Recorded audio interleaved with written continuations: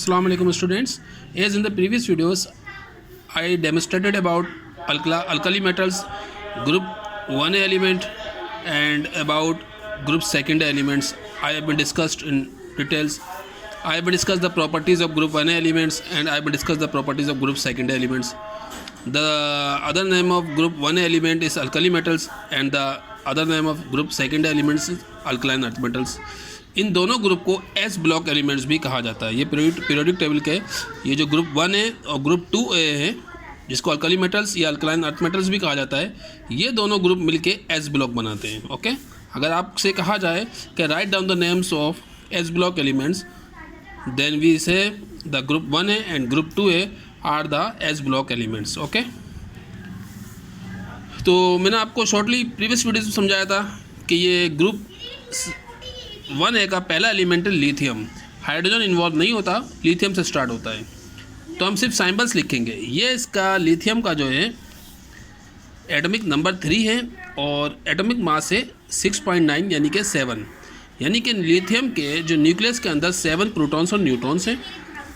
Atomic mass की definition क्या है? प्रोटॉन्स और न्यूट्रॉन्स की क्वांटिटी को एटॉमिक मास कहा जाता है।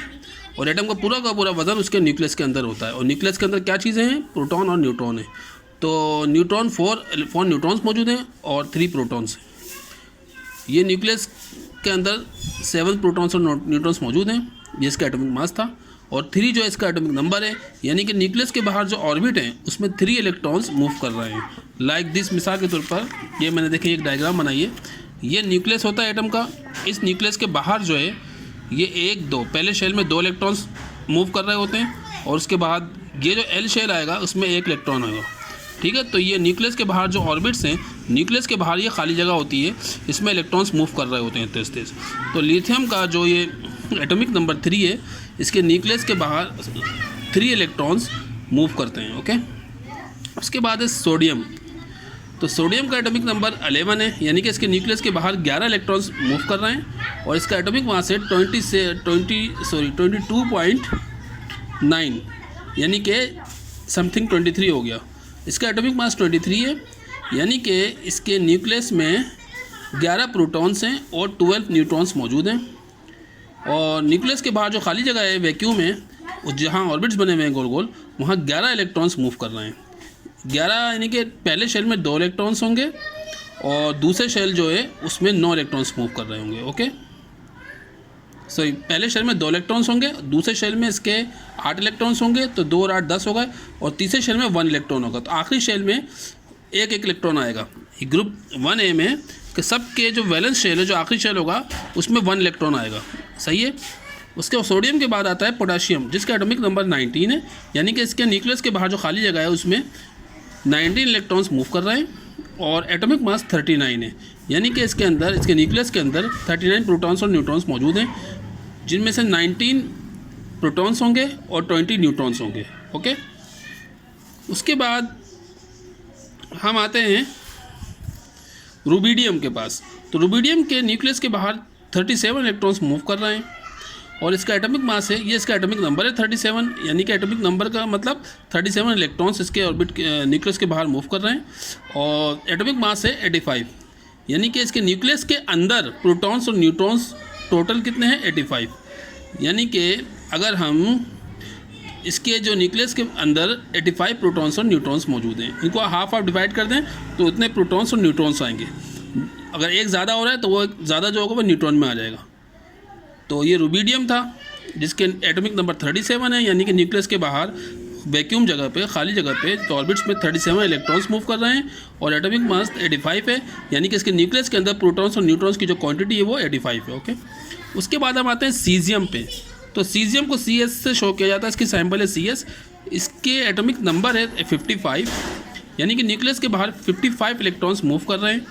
जो खाली जगह है न्यूक्लियस के बाहर एटम के अंदर जो न्यूक्लियस होता है छोटा सा, उस न्यूक्लियस के बाहर एक जो खाली जगह होती है उसमें 55 इलेक्ट्रॉन्स मूव कर रहे हैं और न्यूक्लियस के अंदर 133 प्रोटॉन्स और न्यूट्रॉन्स मौजूद हैं।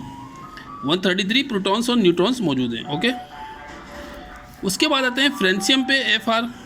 जिसका एटॉमिक नंबर 87 है, यानी कि इसके न्यूक्लियस के बाहर जो खाली जगह में 87 इलेक्ट्रॉन्स मूव कर रहे हैं और एटॉमिक मास है 223, यानी कि न्यूक्लियस के अंदर प्रोटॉन और न्यूट्रॉन्स की जो टोटल क्वांटिटी है वो 223 है।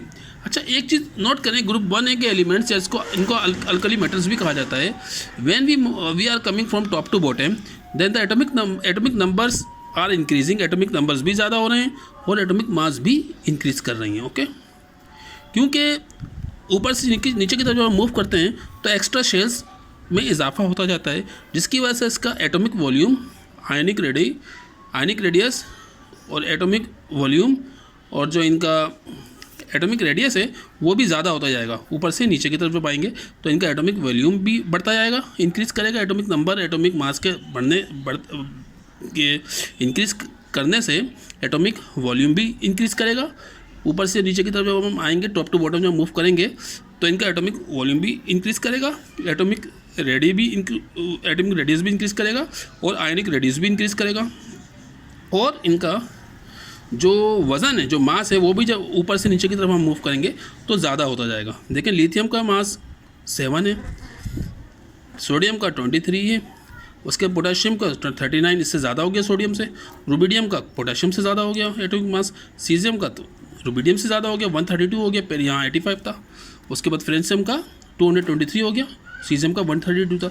तो जब हम ऊपर से नीचे की तरफ आते हैं तो एटॉमिक मास भी इंक्रीज़ करता है, एटॉमिक नंबर भी इंक्रीज़ करते हैं और एटॉमिक वॉल्यूम भी इंक्रीज़ करेगा। एक्स्ट्रा शेल्स की वजह से, एटॉमिक मास बढ़ने की वजह से इसके एटॉमिक वॉल्यूम भी ज़्यादा होगा, आयनिक रेडियस भी ज़्यादा होगा।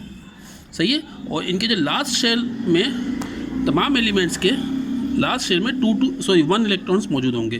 क्योंकि ग्रुप 1A की बात हो रही है तो इनके वैलेंस शेल को लास्ट शेल भी कहा जाता है। अगर ये कहा जाता है कि define the names of group 1A elements, तो ग्रुप 1A एलिमेंट्स का नाम आएगा तो यही ग्रुप है। ग्रुप 1 के लास्ट शेल में 1 इलेक्ट्रॉन आता है, जिसको वैलेंसी भी इसकी 1 होगी, क्योंकि लास्ट शेल में 1 इलेक्ट्रॉन आएगा तो इसकी वैलेंसी भी 1 होगी।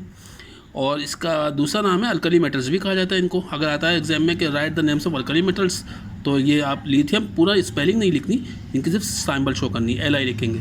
फिर सोडियम की स्पेलिंग नहीं लिखनी, सिर्फ Na लिखना है। तो lithium, sodium, potassium, rubidium, caesium, francium, ये ग्रुप 1A एलिमेंट्स थे। इनको अल्कली मेटल्स भी कहा जाता है या इनको ग्रुप 1A एलिमेंट्स भी कहा जाता है, क्योंकि इनके लास्ट शेल में एक इलेक्ट्रॉन्स आते हैं, तो इनको ग्रुप 1A एलिमेंट्स भी कहा जाता है और इनकी वैलेंसी 1 होती है। ऊपर से नीचे जब आते हैं तो इनका एटॉमिक रेडियस, आयनिक रेडियस भी बढ़ता जाएगा और इनका जो है मास में भी, इनके एटॉमिक मास में भी इजाफा होगा। सही है। अब हम आते हैं सेकंड ग्रुप, जो कि बेरिलियम फैमिली भी कहा जाता है इसको। और ग्रुप 1A को इसको लिथियम फैमिली भी कहा जाता है, क्योंकि टॉप पर लिथियम है तो लिथियम फैमिली भी कहा जाता है।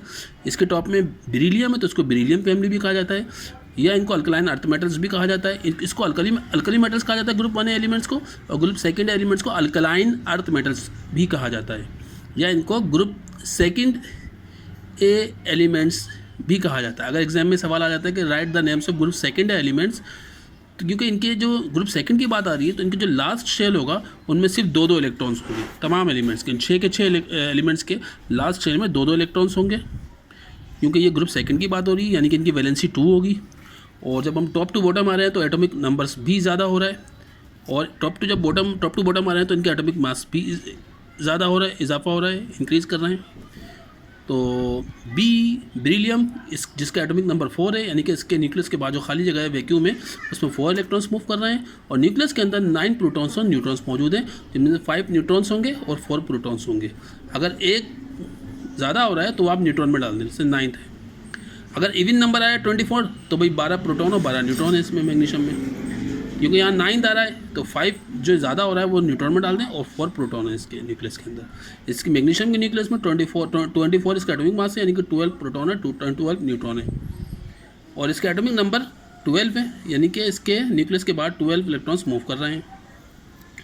उसके बाद हम आते हैं कैल्शियम, जिसका एटॉमिक नंबर 20 है और एटॉमिक मास 40 है, यानी कि इसके न्यूक्लियस में 20 प्रोटॉन्स और 20 न्यूट्रॉन्स हैं, और न्यूक्लियस के बाहर जो खाली जगह है वैक्यूम से जो ऑर्बिट बने हुए हैं उसमें 20 इलेक्ट्रॉन्स मूव कर रहे हैं।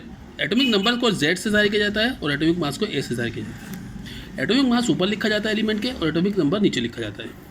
उसके बाद स्ट्रोंटियम पे आते हैं, जिसको SR से हम शो करते हैं।